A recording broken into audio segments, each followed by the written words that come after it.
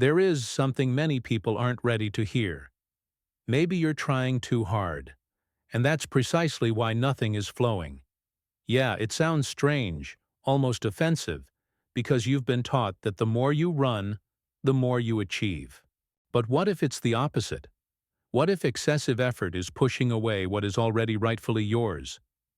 This idea is unsettling, provocative, but also relieving, because it explains why so many good, dedicated, and faithful people live tired, frustrated, and feeling like they've missed the timing of their own lives. You've tried everything. You've prayed. You've planned. You've persisted. You've pushed yourself hard.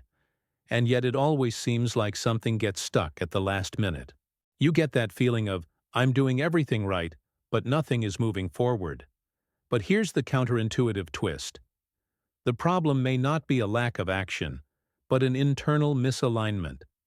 It's not a lack of faith, it's excessive anxiety. It's not laziness, it's mental confusion. It's not bad luck, it's the wrong frequency. And that's exactly why this video isn't about running faster, fighting harder, or proving anything to anyone.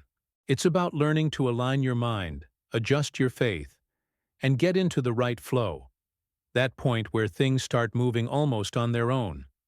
When that happens, effort decreases, clarity increases, and what seemed distant begins to get closer.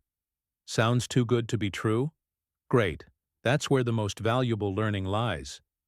What is yours is already moving, even in the invisible realm. While many people believe that if you haven't seen it, it doesn't exist, real life works differently. It happens first on the inside, then it appears on the outside. And that's where the secret lies. What's yours doesn't begin with noise, it begins with alignment. It starts with faith. It begins with a silent change in mind.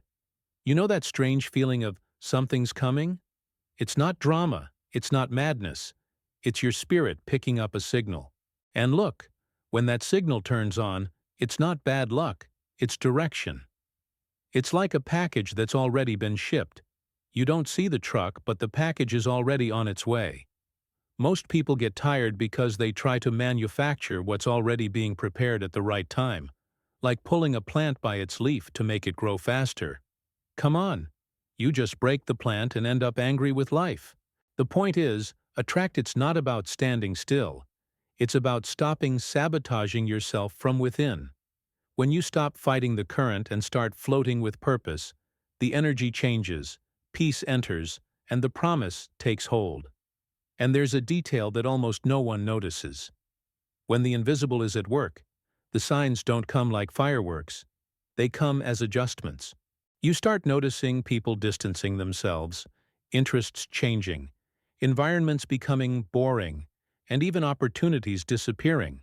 And you think, is everything going wrong? But, in reality, it's God clearing away noise. It's heaven organizing the scene. It's your mind being reprogrammed so as not to spoil what's to come. And if you truly understood this, you would realize something rather shocking. Life isn't taking away. It's preparing. But this leads to the next point because why does this preparation hurt so much? Why the preparation hurts more than the achievement? The preparation always hurts more than the arrival. Victory comes with applause. Preparation comes with silence. And, let's be honest, nobody posts the behind-the-scenes pain. But that's where the mind is trained, the faith it is stretched, and character is honed. When something important is on the way, life begins to take away what no longer fits. Habits, people, routines, distractions, and this hurts because it seems like a loss, but it's a gain in disguise. Napoleon Hill, he often uses a simple analogy. Nobody complains about the pain of training when they understand the game. An athlete feels their muscles burn, their breath fail them, their body begs them to stop. But they continue because they know that it builds strength. It's the same in spiritual and mental life. When anxiety grips you, when everything seems too slow, when you want to scream and speed up, it's a sign that something big is demanding a more mature version of you. And maturity, let's face it, never comes comfortably. There was a period when you thought you were going backwards, when in reality you were being repositioned. Less noise outside, more clarity inside. Less haste, more direction. It's at this point that many people give up, not because fate failed them, but because they couldn't handle the process. But here comes the curious twist. When the preparation ends, everything accelerates. And this leads directly to the next topic: how to identify when the tide has turned in your favor. When the weather changes and everything starts to speed up. There's an almost invisible moment when the clock of life changes rhythm. Until yesterday, everything seemed stuck, heavy, too silent. And suddenly, without warning, things start to flow. Conversations unlock. Ideas appear out of nowhere. Opportunities arise without excessive effort. It's not luck. It's alignment. That's when the mind enters into the same rhythm as the promise, and the faith it stops being an expectation and becomes an internal certainty. The right time doesn't announce itself with a calendar, but with a feeling. It comes like a strange peace amidst the chaos, like a clarity that arrives before the result. A simple example. When someone stops begging for validation, social doors open. When they stop desperately chasing money, they start making better decisions. When they stop forcing relationships, the right encounters happen. It seems contradictory, I know, but that's how it works. There was a phase when you decided to deliberately slow down. Fewer impulsive decisions, more silence, more observation. You read books like Think and Grow Rich and The Inner Game of Tennis, not to do more, but to think better. And that's when she understood. When the weather changes, life doesn't demand rushing. It demands presence. And that connects to something even deeper: the role of internal frequency in what you attract. Internal frequency determines what comes next. Life doesn't respond to what a person asks for aloud, but to what they emit silently. It's that internal frequency thing. The constant mental and emotional state that acts like a radar. It's no use saying you want abundance while living in mental scarcity, nor talking about faith while feeding fear all day long. Mind, it always speaks louder than words, and the world responds exactly to that. Napoleon Hill. He often explains it with a simple, even somewhat funny example. There's no point in trying to tune into an FM radio station if the device is set to AM. You can rotate the antenna, complain about the sound, change locations, but as long as the frequency doesn't change, the right music won't play. In practice, this means observing daily habits: what you consume, who you talk to, what you mentally repeat when something goes wrong. Small choices build big signals. There was a period when you consciously decided to test this. You started the day without your cell phone for 30 minutes.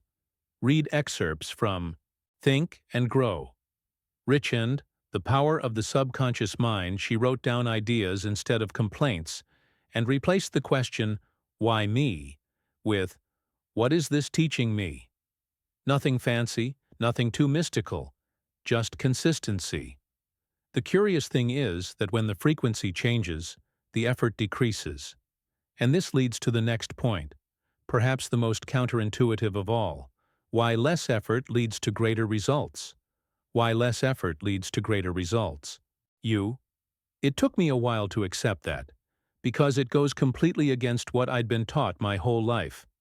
If it doesn't hurt, it's not worth it.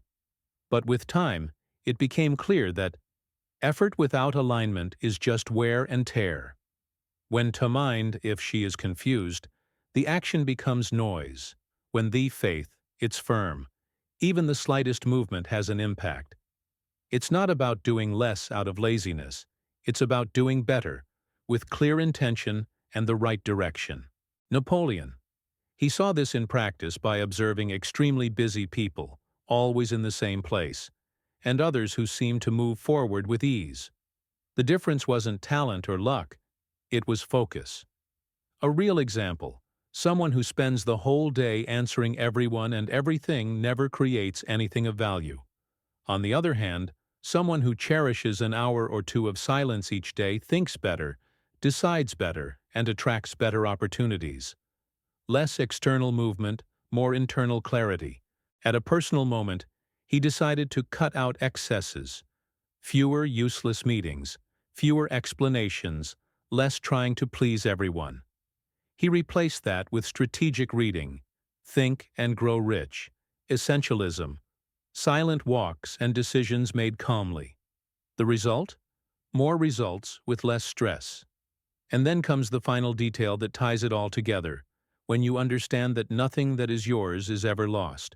So, what exactly are you going to do with all this that you've just learned? Because knowledge that doesn't translate into action is just another saved video. And action here isn't about rushing, desperation, or brute force. It's about internal decision. It's about choosing to align your mind, protect your faith, and stop sabotaging your own path with anxiety and haste. In which areas of your life are you forcing something that has already asked for a break? Money, relationships, purpose, emotional health? What if, starting today, you tried doing things differently for 7 days? Less complaining, more observation. Less comparison, more presence. Less impulsiveness, more clarity. Small internal changes create big external shifts. It's always been that way, but almost no one has told you this before. Nothing that is yours is lost. Nothing that is yours goes unnoticed. Nothing that is yours arrives wrong. But there is a part that depends on you, maintaining alignment when anxiety tries to take the wheel.